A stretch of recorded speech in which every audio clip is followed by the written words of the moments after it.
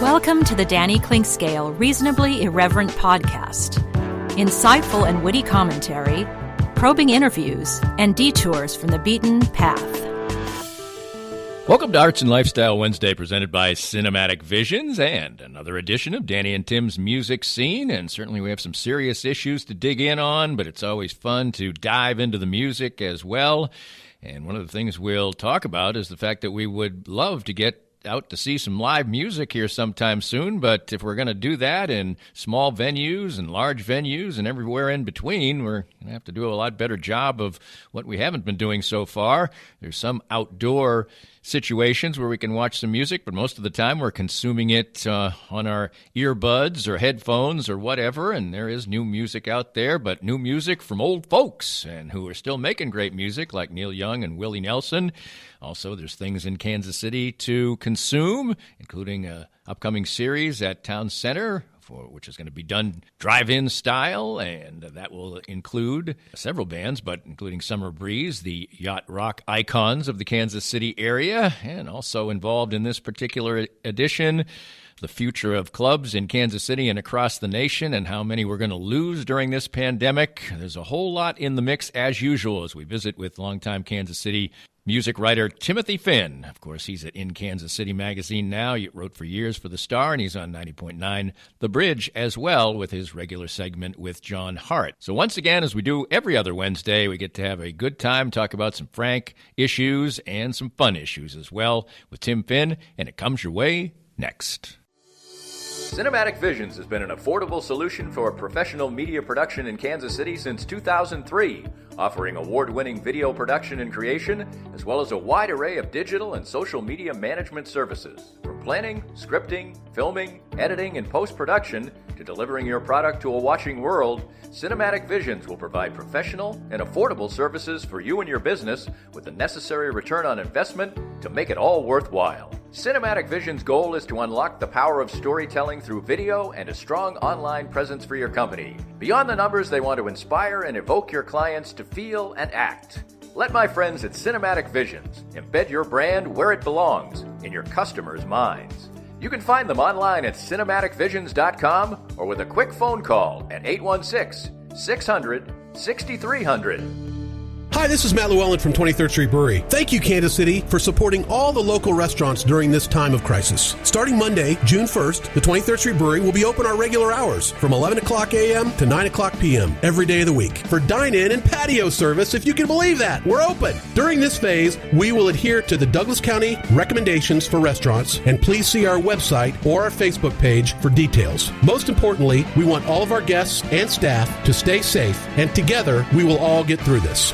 We're visiting with Larry Marshall, former Chiefs defensive back and punt returner, and now a Chiefs ambassador. Larry is a former pro football player with the aches and pains that come with that, and moving on in age as we all are. What do the Canaway CBD products do for you? It's been a great relief for me. Being a punt and kickoff returner, collisions were a mainstay of my career, and these Canaway products, the salve especially, has really helped me try to get through every day with the aches and pains that I've had over a career of 7+ years in the NFL.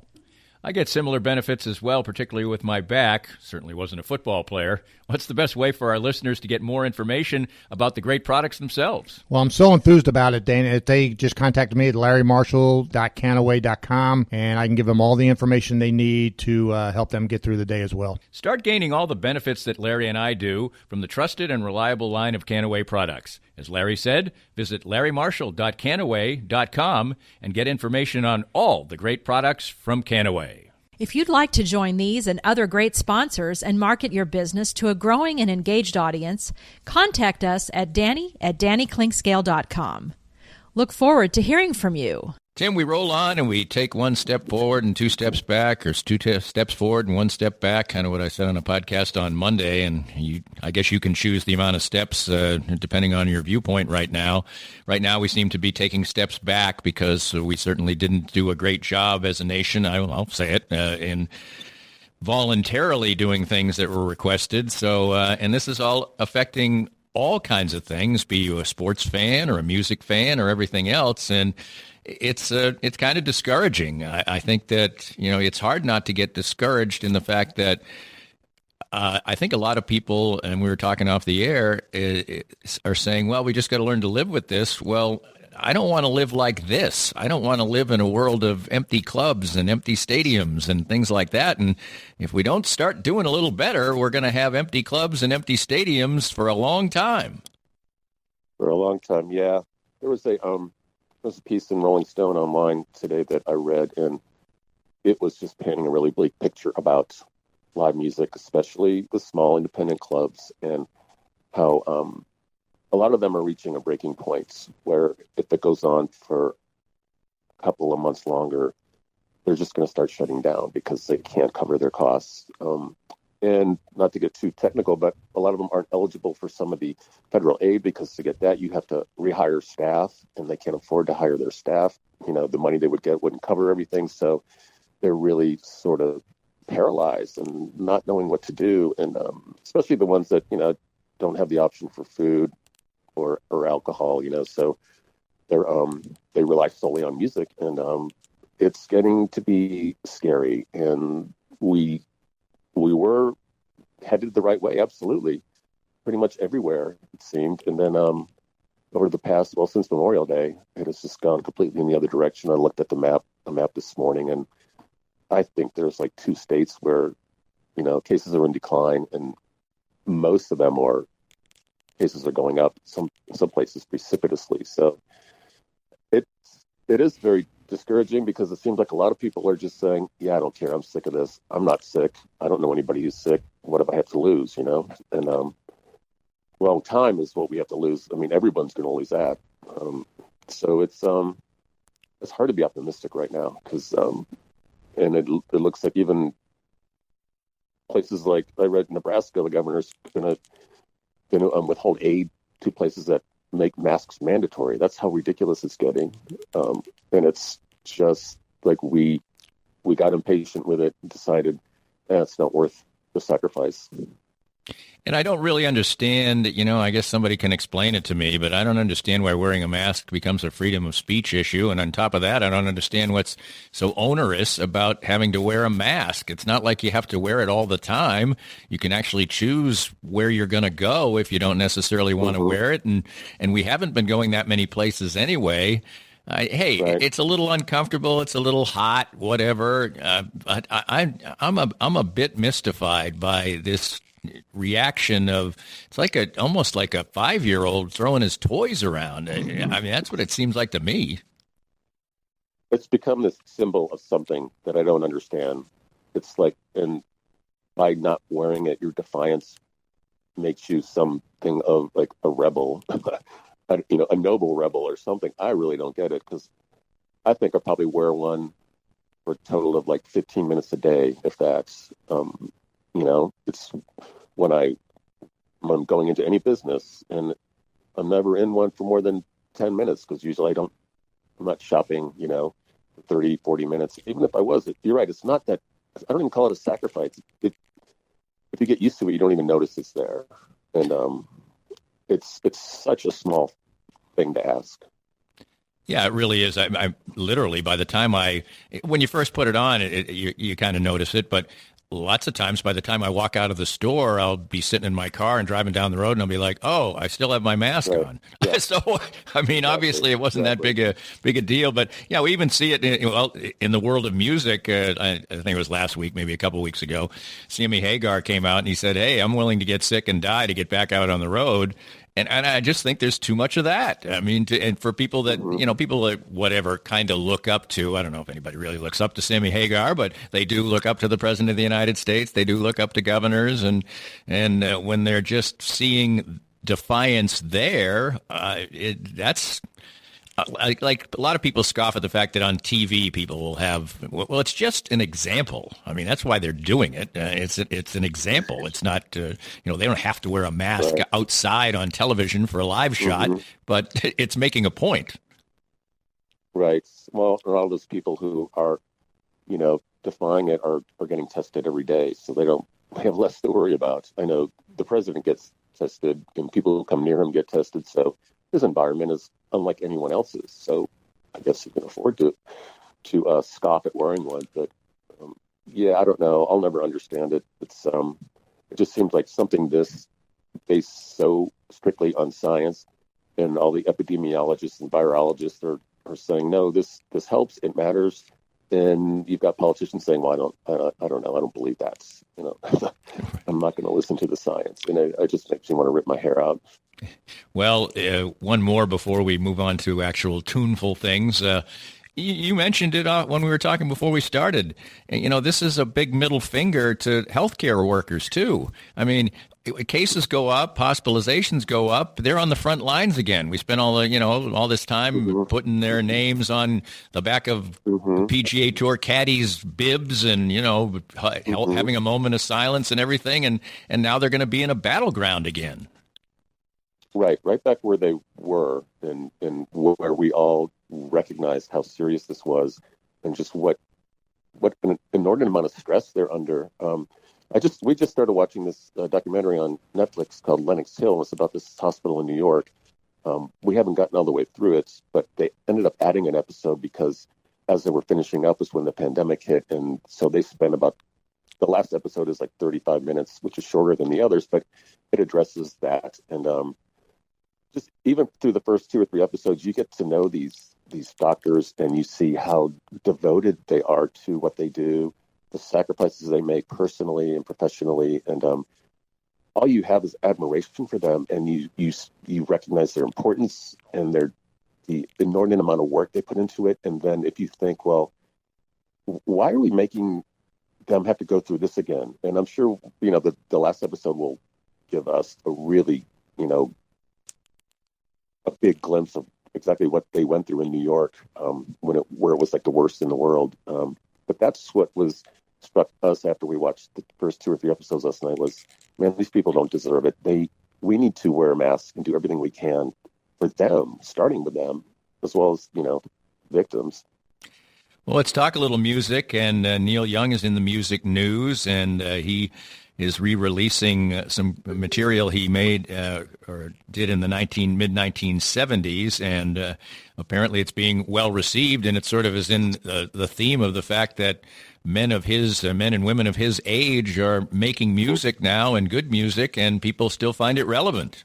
Yeah, so he recorded a record called Homegrown back in late 1974. So this was right after he'd released Time Fades Away. Harvest was released in 1972, and then Time Fades Away, and then On the Beach. And he recorded this Homegrown record, but it was pretty personal. It was about the breakup of a long-term relationship, one with an actress called Carrie Snodgrass, and they had a child in the relationship. And apparently it was a pretty hard and bitter breakup. So a lot of the songs reflect that. And after he finished it, he decided, I don't know if I want that out there. So some of the songs were made it onto compilations, like the song I think it was Love is a Rose is on that, which Linda Ronstadt recorded, and right, said one of her best recordings ever. So some of this material, I think 4 or 5 were released on various compilations and archival stuff, but had not been released as a whole in the way it was recorded. And it's, if you like that stuff from that period, going back to after the Gold Rush and Harvest, this sounds of that era very much. And it's very simple and kind of stripped back, and it's melodic, it's country-ish, it's folkish, and highly recommend it for anyone who loves that period of his work, because he's done so many records and he's gone off in so many weird directions that it's hard to pin down any one sound for him. But this goes back to that era, and this is my favorite era of his music. So that's getting a lot of attention, and rightfully so. But as you were saying, this morning I heard on NPR, they did a piece just recognizing that this record is out in the same year and roughly the same time as Bob Dylan put out Rough and Ready. Willie Nelson back, I think it was in February or early March, released an album called First Rose of Spring. And then, of course, John Prine posthumously released I Remember Everything. Or it was right before that. So these 4 of I think some of the greatest songwriters in American music or any music, and they're all in their 70s and are putting out if it's not some of their best material, it's right up there, and it's very well done. It's relevant, and it's just not like what happens to a lot of artists. They feel like they have to put a record out, so they sort of go through the motions, and here you go. But these are all really thoughtful and provocative, especially Willie's. I've only listened to that once because I guess I just remembered now that he put it out. It kind of got lost on me, but he's just so amazing how he can every once in a while just put out one of his most memorable recordings, and this is one of them. You know, speaking of Neil Young, I don't know why I started to get into it. Maybe I was thinking about this particular podcast, but, everybody does lists these days, and some of them are voted on, and some of them are just people's opinions. But if you want to make yourself mad, I think no matter who you are, try kicking around on a few lists of the greatest American rock bands. I saw one that was the top 25 and REM wasn't on it. I mean, it's just kind of fun to see what people's thoughts are. I saw one that had Nirvana as the best band of all time. And, you got Chicago kicking down at number 45 or something like that. Right. It's kind of fun, but it's kind of infuriating too. And I guess that's the idea behind those things. Well, I guess it's probably comes down to what people consider rock. Like, I don't know if I'd call the Beatles a rock band. I would just, they sort of defy genre. The Beach Boys are the same. And REM, yeah, there was definitely a lot of rock in their sound. But I guess my sense is when I see those lists, most people think of rock as hard rock. So there's Led Zeppelin and there's Metallica or, bands like that. But yeah, it also depends on how old you are and what era you are most. Right. Most appeals to you. So I've kind of given up on perusing those lists because they baffle and infuriate me mostly. Yeah, and go to list of guitarists, and that'll make you mad and things like that. But it's always kind of interesting to do, and that's what we do right now because we're in a place without live music, and referencing what you talked about earlier on. Is the fact that, we did have in Kansas City such a great and thriving club music scene, and it's going to be like the petrified forest here afterwards, and people are going to not realize what they had until it's gone. And I can't imagine that, if 50% of those places survive this, if we keep on going the way we are, that would be remarkable. It's really frightening to really think about the aftermath of this and the rebuilding that's going to be necessary, not, because there may not be any bands left. I mean, those guys have to do something to make a living. The people in bands, when are tours going to get started again? And yeah, it's like, even if they do, will they have places to play? Will there be as many places as there were before this started? In Kansas City, I just don't think so. I don't know enough about the business to know how well you can shut something down and then come back 6 months later. I don't know. The word I'm getting, is from the owners are like, oh man, it's just getting darker and I don't see the light anywhere. So, yeah, I don't know. I hope Frank keeps Knuckleheads going because he's trying. He's been doing some shows. He did Merle Jam last weekend. And I don't know what the turnout is. He's regulating everything. So, but as long as his lights are on, that's a good sign. That would be devastating. Yes, absolutely. Because I think it was a reflection of the blossoming of the music scene because he's just kept on adding venues. I mean, that's how successful it was. Right. And of course, like the Truman, which had just opened, it was a really good place. They were getting a lot of the national touring indie bands, big acts. I saw the New Pornographers there this year. It was a great show. The venue was perfect. Had a lot of hopes and optimism for that place, and they're dark now. And of course, Record Bar, one of my favorite places ever. Mm-hmm. So yeah, I try not to think about it too much. Right. Yeah, there's a lot of things it's really depressing. Yeah, a lot of things we try not to think about right now, but some places are giving it a go with outdoor type of things. I actually saw an article today in the Boston Globe about how great drive-ins are doing now and showing movies. One on Cape Cod, this was specifically focusing on, but outdoor activities, at least in this summer, is something we can check out. Coming up next, as we continue with Danny and Tim's music scene, right here on Arts and Lifestyle Wednesday, presented by Cinematic Visions. More of Danny's Reasonably Irreverent podcast after this. I'm here with Tim Emerson, the owner of Emerson & Company. And Tim, give us an idea of the range of services that you provide from Emerson & Company. At Emerson & Company, we do credit card processing, payroll services. We do bookkeeping, merchant accounts like point-of-sale systems. What would you say differentiates you from other companies in the field, and what makes you special? I think what makes us unique is that we're a small local business making regional decisions on companies. We create a profile for the business and then put it out to our different vendors in a very competitive environment and tailor those needs to the specific business, which usually ends up in a great fit or great result for the company. And, of course, the idea is to save money, right? Save money, and actually sometimes I'm surprised where actually a solution that may cost a little bit more ultimately does save money, but we're not conditioned to think like that sometimes. Emerson & Company. Check them out at emerson-co.com or call them at 816-360-9092. My friends at Advanced Sports and Family Chiropractic and Acupuncture are among the most accomplished and trusted clinics in the nation. Only one clinic has been rated in the top 5 in all 3 categories of chiropractic care, acupuncture, and rehabilitation, and that clinic is ASFCA.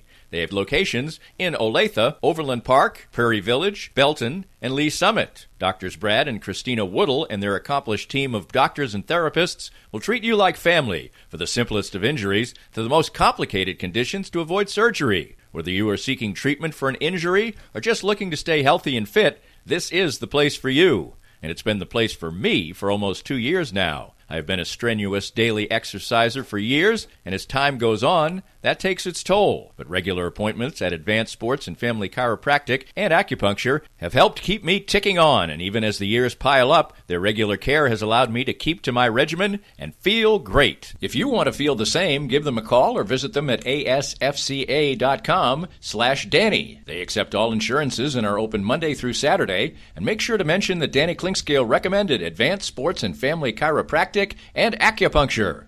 We're here with Joe Spiker, the CEO and president of Easton Roofing. And Joe, you had a great year in 2019, a record year. 2020 comes, things are moving smoothly along, and then the coronavirus comes. But your company seemed to be very ready, very proactive, and very ready to serve your customers well. Yeah, we adopted social distancing very early before the cities even put out the notices. And we started working from home. We are largely cloud-based as a company, so that transition was easy. Our technicians are wearing masks and gloves, and salespeople are not meeting with homeowners. We're doing everything digitally and doing everything we can to do our part to get over this as quickly as possible. So for any needs that people have right now, what's the best way to get in touch with you? Well, you can always call us, 913-257-5426. But the best way is to go to eastonroofing.com, put your information in, and we'll give you a call. Easton Roofing. Integrity matters. If you'd like to join these and other great sponsors and market your business to a growing and engaged audience,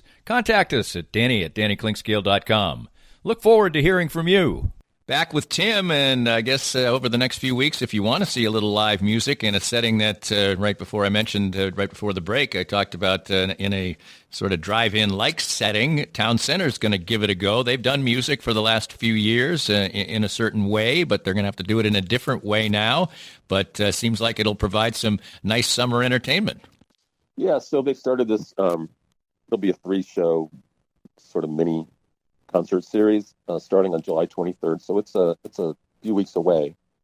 But the first band to headline will be the Zeros, and then on July 30th, that's on July 23rd. July 30th is our friends Summer Breeze. Love that band. They're a yacht rock tribute band. They're so good. And then Rock Gods at KC are the headliner on August 6th. So this is at Town Center Plaza in the parking lot, and they'll set it up as a drive-in theater. There will be food available. You can order food. It'll be, restricted to you order from a distance, and it's a very safe. And then cars will be parked far enough apart that everyone will be safe distanced, and you can listen in your car on the radio or sit outside the car in a lawn chair and listen to it from the stage. And that sounds great, especially that Summer Breeze show, because I love that music, and especially during the summer, that the songs they play are just made for a summer evening. So that's what we have to look forward to. In addition to check Knucklehead's concert calendar, and you go on Facebook and just look at live streaming. You can plenty of people are still producing music from their apartments, their basements, their garages, and check out those, because it gives you a chance to drop people $5 or $10 that they can use. But I think we're going to try to go to that Summer Breeze show at Town Center on the 30th. Yeah, I might kind of check that out too. The Summer Breeze, obviously based on the song Summer Breeze. And I think I mentioned this before on this podcast. There's a covers channel on Sirius XM, and sometimes, it's new music that one person's covering another, so that doesn't do much for me. But I actually heard the Isley Brothers cover Summer Breeze on that, and it was one of the coolest things I've ever heard. The guitar lead in it is absolutely jaw-dropping, and I never could think of if you put this thing, Summer Breeze and the Isley Brothers in the same sentence, that's pretty amazing. I can hear it, though, for sure. Yeah, and I've said this before, that music, it gets dismissed or laughed at, because it's called soft rock. That's kind of oxymoronic, but it's, but I remember when this band started, and Billy recruited some of the best jazz musicians in Kansas City, and I talked to some of them, and they were like, this stuff is complicated. It sounds simple because it's so pleasant and it's so easy to listen to, but no, some of the changes are really, really different, and you've got to study it and practice it, because it's more difficult than it sounds. And everybody in this band, he's had the same band for a while now, but they are all top flight musicians, and they do it really well. But if you really climb into the music and listen, this isn't just like three chords, and no changes. It's which is why I like it. It's it always sounds inventive and fresh. And certainly, if somebody can turn it, spin their own version, and they're a completely different style of musicians, then obviously that has. I will say that whoever coined the phrase, you mentioned that soft rock is kind of an oxymoron, but whoever decided to use the phrase yacht rock really was doing this music a disservice, because even on Sirius XM, they have a yacht rock channel, and the guy who does it sort of in a Thurston Howell III accent or whatever, like the bunch of stuffy rich people on a boat. I mean, that's no way to promote what is at many times excellent music. Right. I'm not sure where the term came from. I've looked it up before, but if you go to the Summer Breeze shows, because I've seen them a couple times, and they pack like Kanza Hall. I've seen them. It's almost like the place was oversold, but I guess half of the people there are dressed up like that with the sailor hats and the whatever sea wear and topsiders, and that's kind of funny. But so that, I don't know, it's fun, but the image that is portrayed like that doesn't do the music justice, I think, because it's no joke. Yeah, it is not a joke, and a lot of it is obviously nostalgic music that people heard when they were young, and they're trying to stay young, and what it brings up is we talked about it at the outset. It's probably maybe a theme of what this podcast has become, is the fact that so much of the music that many of people of a certain age or a little younger, and their kids, whatever, are consuming is from a time that's a long, long time ago, and you just wonder if especially in this current atmosphere now, whether that style of music, anybody's playing it much anymore. I mean, you can dig out any genre, I guess, but the sort of singer-songwriter rock or just regular American rock music or whatever seems to be, in many ways, almost a dying thing. Is that unfair or inaccurate? Well, I think what this music reminds me is that there was a time when bands or songwriters were going into a studio and they were accomplished musicians. Maybe they hadn't studied music in depth, but they knew how to write, sophisticated, complicated songs and would bring in either hired guns, studio pros to record the music, because it wasn't just something 4 guys in high school could get together and come up with, on their own. So it is of a time when that's how a lot of music was created and recorded. And so no, I don't think, for a lot of reasons, there's really nothing like that. And as far as I think there's a ton of singer-songwriters for sure out there. Right. And a lot of them are really good. Jason Isbell being the one who immediately comes to mind, because he's sort of elevated himself into that level where he's rightfully being compared to people like John Prine and Dylan. So there's plenty out there. It's almost too much. It's really hard to sift through it all and find out the stuff that's really worth it. But I guess, and it's funny that, because I just noticed today that today's like the 47th anniversary of the release of Jim Croce's album Life and Times, which was he was one of my favorite first singer-songwriters that I found on my own. And he was a great storyteller and he could write great melodies. But yeah, I don't know if there's guys like that out there anymore. Well, I'm really glad you brought up Jason Isbell, because I guess this is the kind of inspiration that music can bring. I mean, I really became, I'm still hoping somehow that the Maverick show at the end of September will be played. It was just one happenstance listening to a country station I would never listen to around the year 2000 that, clued me into the Mavericks, and which has turned into, almost a late adult passion for me. And I actually heard a song in just kicking around the satellite radio the other day by Jason Isbell that I didn't hear. And I'm like, damn, that's a good song. And so that one thing has made me so intrigued about Jason Isbell, which I probably should have been anyway. That's the way it happens. Just talk a little bit more about him. Well, he was one of the founding members of the Drive-By Truckers. Yeah. Haven't listened to them. They're very Southern. I think they're out of Alabama. He's from there, but and they had 3 really good songwriters in that band. He ended up, I saw them at the Beaumont Club once when he was still with them, and that was one of his last shows with them. But he had substance abuse issues, pretty heavy ones, and he's been sober for a long time now. I don't want to say how long, but it's been many, many years. So, and he married Amanda Shires, who's another great musician, songwriter, and but he has just become someone whose lyrics have become so eminent. They're poems and written to melodies, and he can turn a phrase like John Prine. And one of the times I saw him was at the Midland. His wife opened for John Prine, and Jason accompanied her on guitar. So seeing those two on stage was like, wow, this is like a passing of the torch, kind of, because he came out and sang with Prine later.